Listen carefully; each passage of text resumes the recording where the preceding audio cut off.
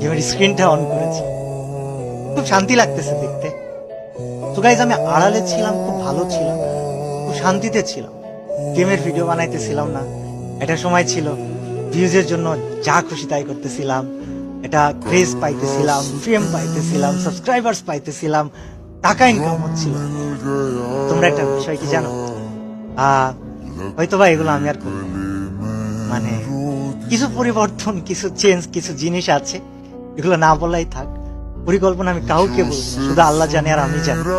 তবে তোমরা হয়তো এক সময় দেখতে পারো, বাট আমি না কিছুদিন আছি, এগুলো সমাধান করতে হবে।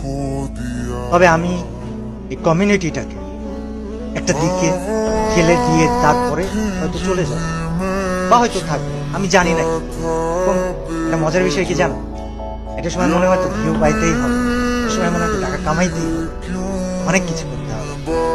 এখন কি মনে হয় জানো, এখন মনে হয় কিছু একটা করে যেতে হবে, যেটা যেন মানুষ আমাকে আজীবন মনে রাখে।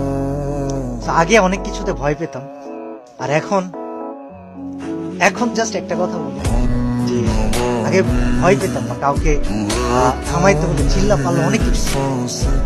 এখন সবচেয়ে ধীর স্থির ভাবে, সবচেয়ে নরম কণ্ঠে, সবচাইতে ইফেক্টিভ কাজগুলা করে দেখাই। মানুষ আমাকে প্রশ্ন করতেছে, কল দিতেছে, ভাই আপনার চ্যানেলের 1800 ভিডিও কোথায় গেল? কি হলো তোমাদের?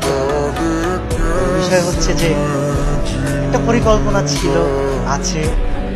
আমার জন্য দোয়া করো যেন আমি পরিকল্পনাটা বাস্তবায়ন করতে পারি, এবং তোমরা আমাকে মনে রেখো আজীবন। আমি তোমাদেরকে আসলে অনেক ভালোবাসি, কিন্তু তোমাদের থেকে বেশি ভালোবাসি আমি আল্লাহকে।